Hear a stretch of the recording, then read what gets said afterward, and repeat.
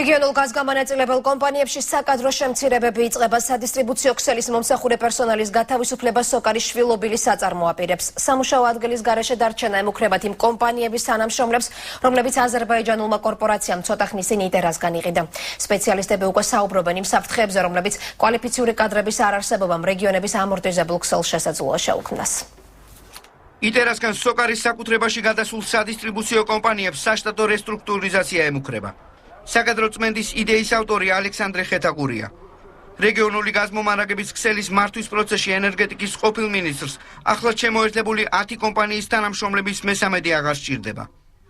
iterა რო იყო, ჩვენ ჩვეულებრივად ნორმალურად მუშაობდით, მაგრამ ამ iterას ბარდაკს ეძახს ეს კაცი რომ მოვიდა, იმიტომ რომ თავისი მის მუშაობა უნდა წარმოაჩინოს, და სხვისი მუშაობას ხას უსვამს ყველანაირად. იქ სადაც თანამშრომელთა შემცირების სიტყვიერ დირექტივა შეეწინააღმდეგენ, გათავისუფლების პროცესი დირექტორების მოხსნით დაიწყო. რუსთავგაზის ხელმძღვანელი ერთ-ერთია მათ შორის, ვისაც ახალ სტრუქტურულ სქემაზე განსხვავებული მოსაზრება დღემდე აქვს. პოზიციას იმით ხსნის, რომ კვალიფიციური კადრების არარსებობის პირობებში 50 წლის ამორტიზებული ინფრასტრუქტურის ზედამხედველობა ვეღარ განხორციელდება და გაზგამანაწილებელ ქსელს უსაფრთხოების რისკი გაეზრდება. აი იმ სპეციალისტებმა, რომლებიდანაც შეიძლება ბევრი გათავისუფლებული იქნეს, დადიოდნენ და სარდაფში დააფიქსირეს გაზის გაჟონვა. სარდაფი კორპუსიდან გაჟონვის წყარო იყო დაახლოებით 10-15 მეტრში.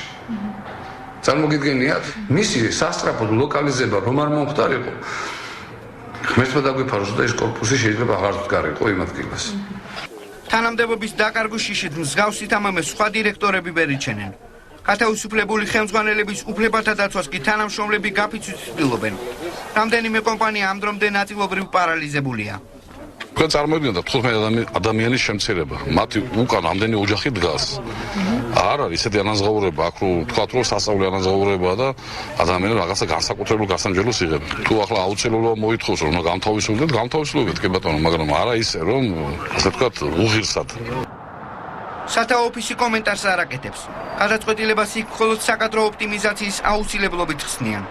შიდა სტრუქტურულ პროცესში ჩართვას არ გეგმავს ენერგეტიკის სამინისტრო, რომელსაც ამ ეტაპზე რეგიონების გაზმომარაგებაში უსაფრთხოების ნორმების დაცვის იმედი აქვს. არ მგონია რაიმე უსაფრთხოებაზე იყოს საუბარი, თვითონ კომპანიის ინტერესი იქნება, რაც შეიძლება მაქსიმალურად იყოს უსაფრთხოების ზომები გათვალისწინებული. ბოლო ინფორმაციით საკადრო წმენდის უპრობლემოდ განსახორციელებლად სოყარ ჯორჯიაგაზის სამეთო ყურეო საბჭომ დღეს სპეციალური დადგენილება მიიღო, რომლის მიხედვით 10 რეგიონულ კომპანიაში დარჩენილ დირექტორებს ერთპიროვნულად გაათავისუფლებენ. ახალი დირექტორების ხელით სამსახურს სავარაუდოდ ოპტიმიზაციისთვის განწირული თანამშრომლების დატოვებენ.